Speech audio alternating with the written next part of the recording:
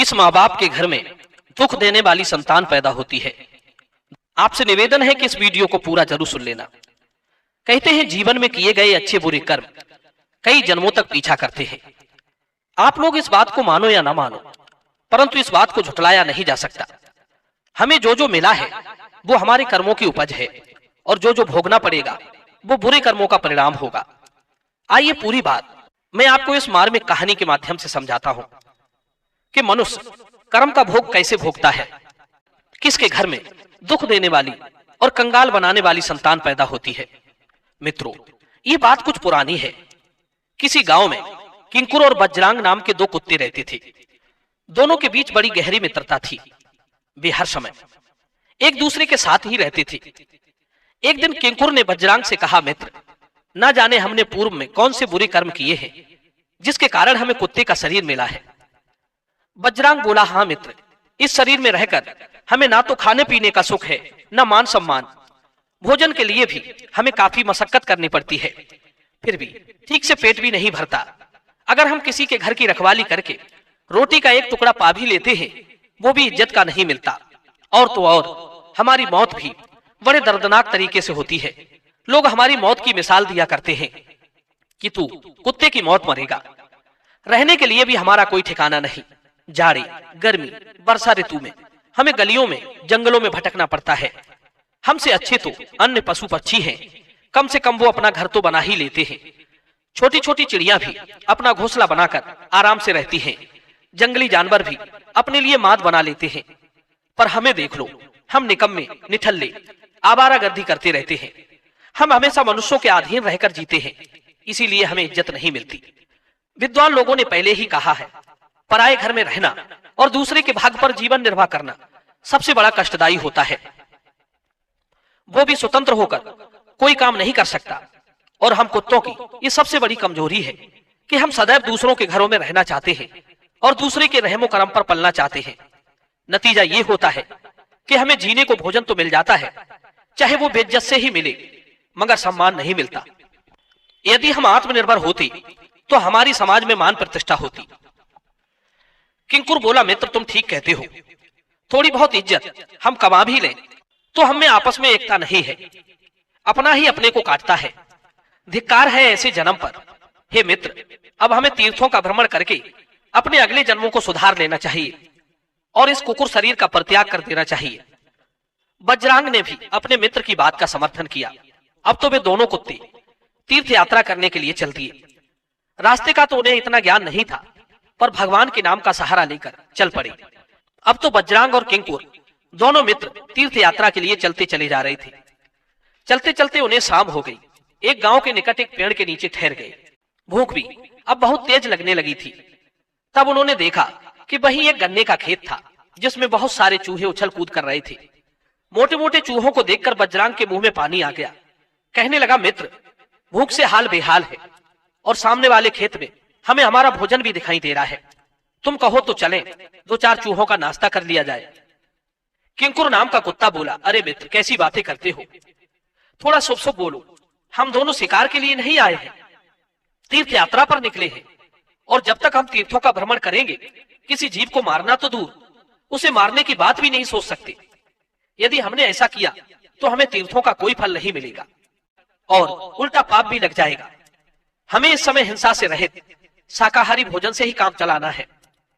बजरांग बोला, मित्र, शाकाहारी भोजन तो हमें गांव में ही मिल सकता है।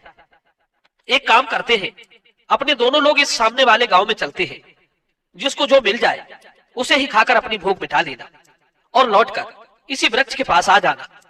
बोले, हाँ, ये ठीक रहेगा। अब तो किंकुर और बजरांग दोनों कुत्ते गांव में पहुंच गए। गांव में वे दोनों अलग अलग होकर भोजन ढूंढने लगे।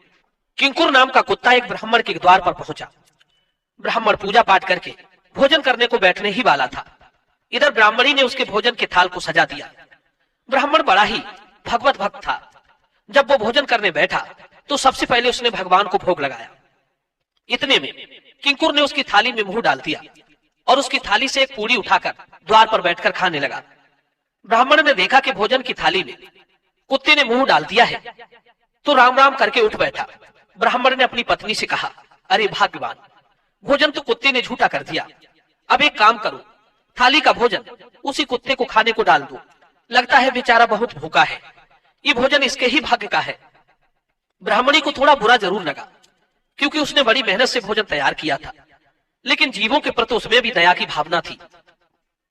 इसलिए ब्राह्मणी ने बड़े प्यार से वो थाली का सारा भोजन कुत्ते को खाने को दे दिया। खीर, पूड़ी, दही, व्यंजनों का भोजन करके किंकुर नाम का कुत्ता बड़ा प्रसन्न हुआ। उसने ब्राह्मणी को खूब दुआएं दी और वापस उसी पेड़ के नीचे आकर बैठ गया और अपने मित्र वज्रांग के लौटने की प्रतीक्षा करने लगा। उधर वज्रांग भी भोजन की तलाश करते करते गांव के एक सेठ के घर में घुस गया। सेठ भी उधर अपने घर में भोजन करने को बैठा था। इतने में वज्रांग ने उसकी थाली में अपना मुंह डाल दिया और पूड़ी को मुंह में पकड़कर द्वार पर बैठकर खाने लगा। इधर सेठ को उस कुत्ते की करतूत पर बड़ा गुस्सा आया। वो एकदम से क्रोध में भर गया। उसने लाठी उठाई और कुत्ते के पीछे से जाकर उस पर लाठी बरसानी शुरू कर दी।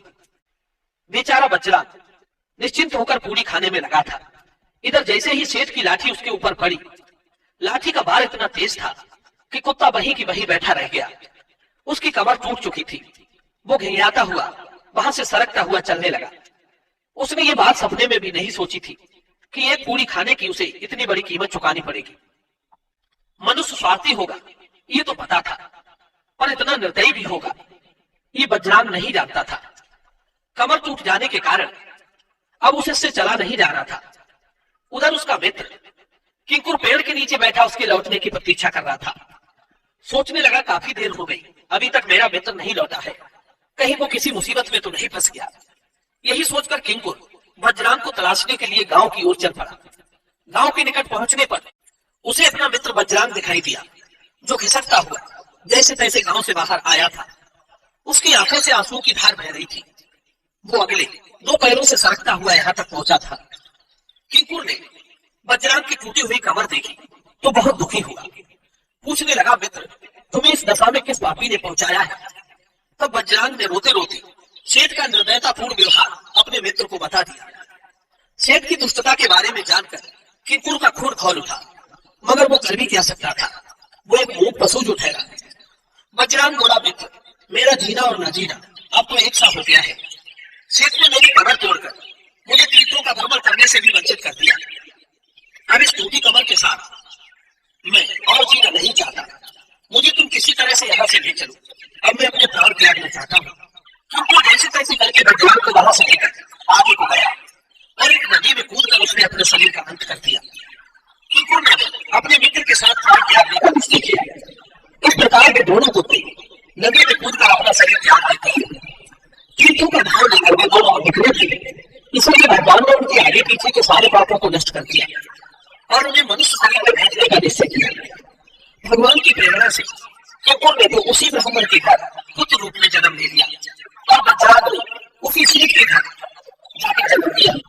संयोग से दोनों के घर पहले से कोई संतान नहीं थी।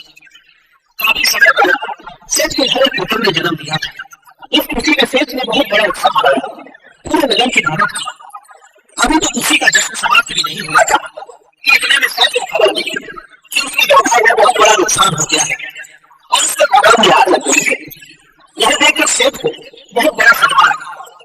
अभी वो सदमे से बाहर नहीं निकल पाया था कि उसकी पत्नी भयंकर रोग से ग्रसित हो गई। सेठ की सारी संपत्ति धीरे धीरे डूबकर उसके उपचार में लगने लगी। उधर किंकुर जब बेटा बनकर ब्राह्मण के घर पैदा हुआ तो पुत्र के घर में जन्म लेते ही ब्राह्मण राजा के यहाँ अमात्य के पद पर नौकरी मिल गई। ब्राह्मण की सलाह से राजा का राजकाज बड़े ही अच्छे ढंग से चलने लगा। कोई भी युद्ध राजा हारता नहीं था, क्योंकि ब्राह्मण उसे अच्छी रणनीति बनाकर देता था। इस क्रम आज राजा के दरबार में अपना प्रधानमंत्री घोषित कर दिया। गरीब ब्राह्मण अब पूरे राज्य का प्रधानमंत्री बन गया था। उधर ब्राह्मण का बेटा भी बहुत बड़ा विद्वान बनता चला गया। उसने अपने पिता के नाम में 4 चांद लगा था। उधर सेठ का बेटा बड़ा होकर नौकरी निकला। सेठ की बची कुछ घर में उसने जुआ, शराब बहुत बड़ा बना दिया। सेठ कुछ नहीं कहता तो बेटा उसे मारता पीटता और गालियां देता था। एक दिन तो नशे में उसने अपने पिता को लाठी से इतना पीटा, इतने पीटा तो सेठ की कमर ही तोड़ डाली। अब तो सेठ कई तरह से नहीं पाता था। अपने जगह में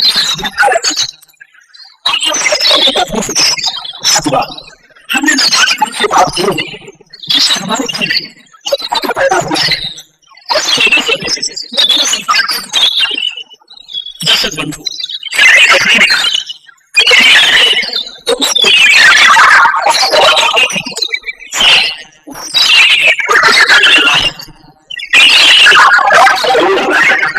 हमारे अच्छे दिन करने के लिए पैदा होते हैं, अच्छे संतान मिलती है, हमारे